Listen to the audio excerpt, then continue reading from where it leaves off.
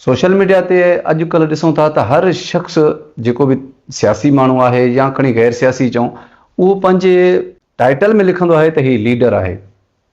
हाणे लीडर ऐं वर्कर में इलाही फ़र्क़ु आहे। वर्कर छा कंदो आहे त उहो पाण खे लीडर ज़ाहिर कंदो आहे।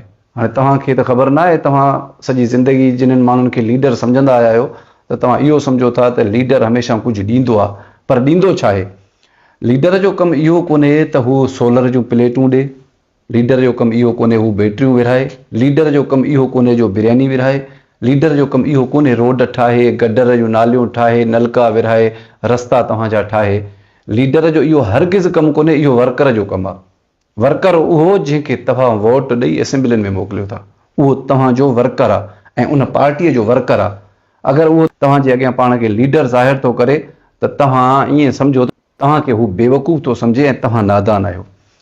लीडर हमेशह ज़हन ठाहींदो आहे, ज़हन में शऊर पैदा कंदो आहे, सवाल करणु सेखारींदो आहे, पंहिंजो हक़ु वठणु सेखारींदो आहे। मुंहिंजो हक़ु केरु थो खाए इहो ॿुधाईंदो आहे त फ़िलाणो तव्हांजे मुल्क में तव्हांजी शइ हीअ आहे, हिनखे हीअ फ़िलाणो नाजाइज़ तरीक़े सां खाए थो। उहो तव्हांजे ज़हन में अहिड़ियूं अहिड़ियूं ॻाल्हियूं रखी तव्हांखे हिकु होशियारु इंसानु बणाईंदो आहे त मुंहिंजो हक़ु सालनि खां वठी को खाईंदो थो अचे पर मूंखे ख़बर कोन्हे।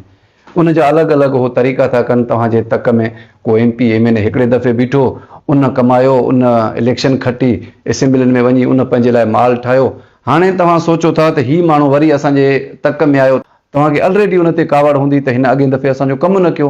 हाणे उहे वर्कर छा कंदा आहिनि, पार्टी वारा छा कंदा आहिनि, तव्हांजे तक में वरी ॿियो माण्हू बीहारींदा। तव्हांखे इहा शइ यादि हूंदी त 75 साल हिन असांजे मुल्क खे 76 साल थिया आहिनि, त ईअं ई थींदो आयो आहे त हमेशह तक जा माण्हू MP MN उहे चेंज थींदा रहंदा आहिनि। छो जो उन्हनि खे ॻाल्हाइण जो मौक़ो मिलंदो आहे त मां कोन हुउसि, माना मां हुजां हा त तव्हांजे लाइ मां कमु कयां हा, मां ॿिए तक में हुउसि, माना ॿिए तक मां बि हिन बि कमु न कयो, उतां भॼी अची वरी हिन तक ते बीठो। इन जे करे तव्हांखे ज़हन में इहा ॻाल्हि हुजणु खपे दादा, लीडर जेको आहे उहो मामूली न आहे हूंदो। तव्हां कॾहिं बि अगरि कंहिं सियासी माण्हूअ सां अगरि सवाल कयो था, तव्हां पंहिंजे हक़नि बाबति ॻाल्हायो था, त तव्हां यकीन कयो त तव्हांखे मुबारकूं हुजनि, तव्हांजे ज़हन में शऊर अची चुको आहे। तव्हांजी ॻाल्हि ॿुधी थी वञे न ॿुधी थी वञे उहा अलॻि ॻाल्हि आहे, उहा अलॻि बहस आहे, पर तव्हां अगरि सवाल करणु सिखो था त तव्हां असांजे वोट ते चढ़ी तव्हां कामयाबु थिया आहियो, तव्हां असेंबलियुनि में पहुता आहियो, तव्हां पैसो कमायो आहे, तव्हां बजट खई